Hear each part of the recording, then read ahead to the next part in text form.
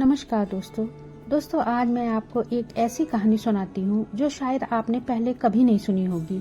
यह ना तो किसी राजा की गाथा है, ना किसी योद्धा का युद्ध, ना किसी ऋषि की कठोर तपस्या। यह कहानी है उस रास्ते की, उस खोज की जिसे स्वयं भगवान बुद्ध ने अंतर का पथ कहा था।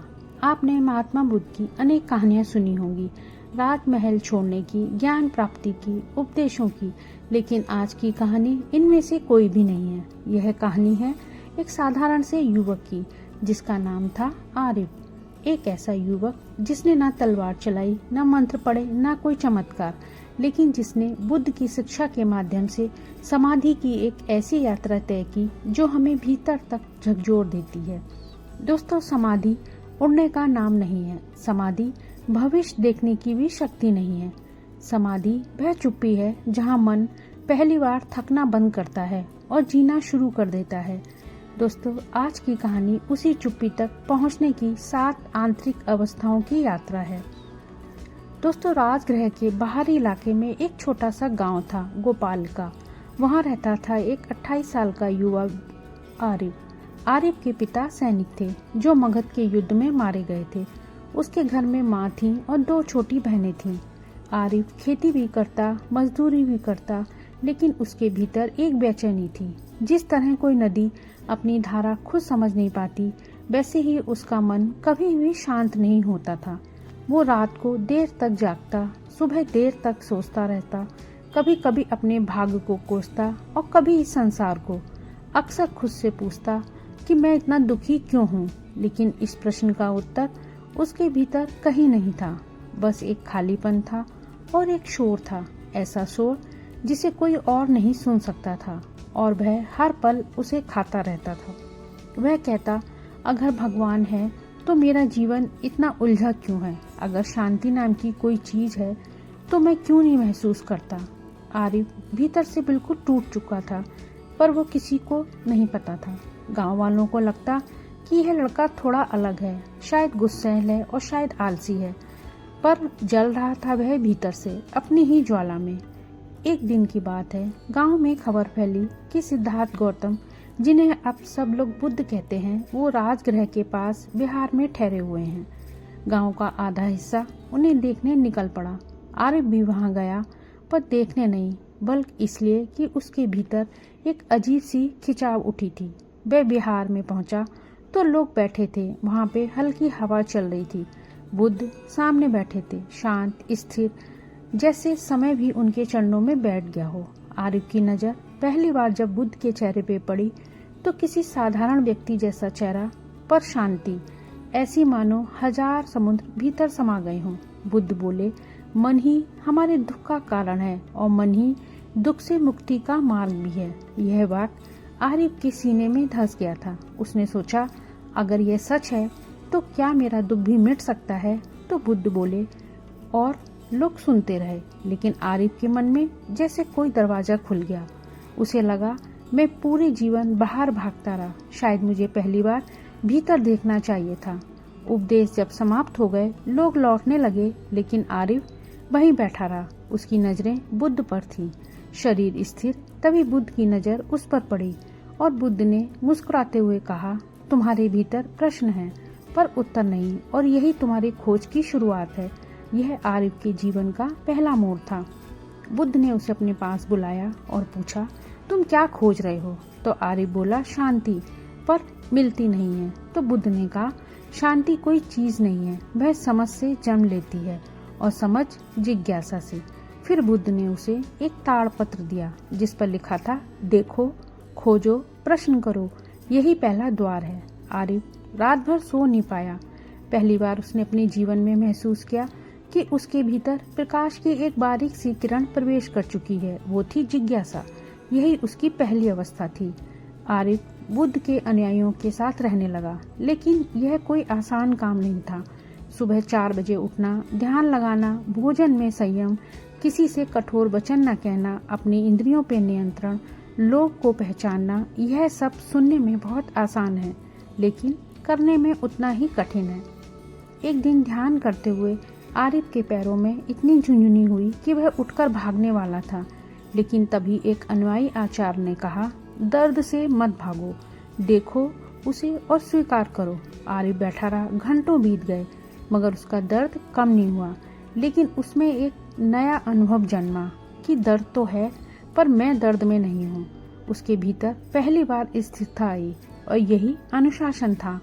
इस तरह दिन बीतते गए। बुद्ध ने एक दिन सभी को विपासना सिखाई। बुद्ध बोले, शरीर को मत बदलो, अपने भावों को बदलो, बस देखो जैसे कोई तट पर बैठकर नदी को बहता देखता है। आरिफ वहीं पे बैठ गया। पहली बार उसने अपने मन को देखने की कोशिश की। उसके अंदर विचार आते कि घर पहुंचना है, बहन की शादी का क्या होगा, मैं दूसरों जैसा क्यों नहीं हूँ, मेरे साथ ही ऐसा क्यों है। लेकिन पहली बार उसने इन विचारों को पकड़ने की जगह बस गुजरते हुए देखा। धीरे धीरे विचारों की गति कम होने लगी और पहली बार उसे महसूस हुआ कि मैं विचार नहीं हूँ, मैं उन्हें देखने वाला हूँ। यही निरीक्षण था और एक अद्भुत मोड़ आरिफ के जीवन में आया। फिर एक दिन बुद्ध ने पूछा, आरिफ तुम दुख को क्या समझते हो? तो आरिफ बोला, जब चीजें मेरे मन मुताबिक ना हो तब दुख होता है। तो बुद्ध मुस्कुराए कि यही तो दुख का मूल कारण है, मेरे मुताबिक। फिर बुद्ध ने कहा, जहाँ नियंत्रण है वहाँ वह है, जहाँ वह है वहाँ स्वतंत्रता नहीं। जीवन की नदी की तरह बहने दो। जीवन को जरूरत से ज्यादा मत देखो, जहाँ जरूरत है वहाँ प्रयास करो, बाकी सब समर्पण करो। एक दिन आरिफ के लिए कठिन था क्योंकि वह निमंत्रण प्रिय था।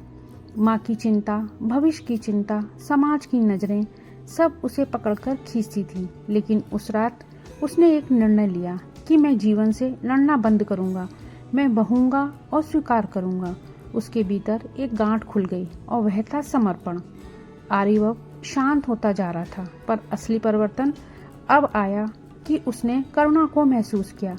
एक दिन बिहार में एक घायल भिक्षु को लाया गया। कोई पानी ला रहा था, कोई पट्टियां। आरिफ बस खड़ा था।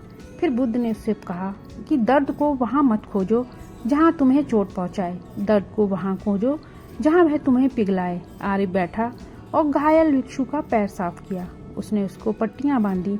घंटों उसके पास बैठा रहा और पहली बार आरिफ ने महसूस किया कि दूसरे का दुख मेरा नहीं, लेकिन मेरा मन उसे हल्का कर सकता है। उसके अंदर करुणा फूटी, पर बाहर से नहीं।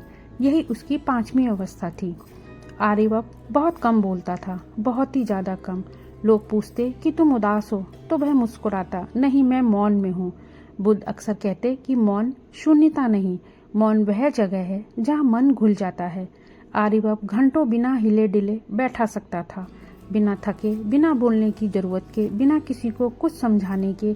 मौन उसका अब घर बन चुका था। दोस्तों, यह कहानी का सबसे पवित्र क्षण है। एक सुबह आरिफ बुद्ध के साथ ध्यान में बैठा। चारों ओर शांति थी, पवन हल्की थी, पेड़ स्थिर, आकाश साफ। आरिफ ने अपनी आंखें बंद की, सांस की गति धीमी, विचार दूर और भाव शून्य। अचानक कुछ ऐसा हुआ जिसे शब्दों में बांधना असंभव है। उसने अपने शरीर की सीमाओं को खोते हुए महसूस किया, अपने मन की तीव्रता को पिघलते हुए महसूस किया। एक प्रकाश जो ना बाहर था ना भीतर, सिर्फ था। और फिर ना आरिफ नाम रहा और ना मैं, ना मेरा, ना दुनिया, सिर्फ अस्तित्व, सिर्फ शुद्ध चेतना। और यह थी समाधि।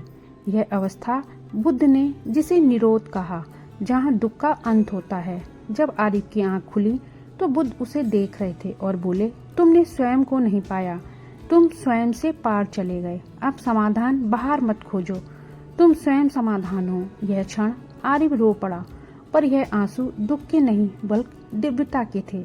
आरिफ बाद में बिहार में ही रहा। वह ना गुरु बना, ना कोई प्रवचन दिया। वह किसी को आदेश नहीं देता, किसी पे कोई प्रभाव नहीं डालता। लेकिन जो भी उसके पास बैठता, कुछ ही मिनटों में एक अनकही शांति महसूस करता था। उसका मौन उपदेश बन चुका था, उसकी उपस्थिति ही समाधान थी। लोग उसे आर शांत कहते थे, पर आरिफ मुस्कुराता और कहता, मैं कुछ भी नहीं हूँ, शांति मेरे लिए नहीं, माँ की है। दोस्तों, यह कहानी केवल बुद्ध की नहीं, आरिफ की नहीं, यह कहीं ना कहीं हमारी सबकी कहानी है।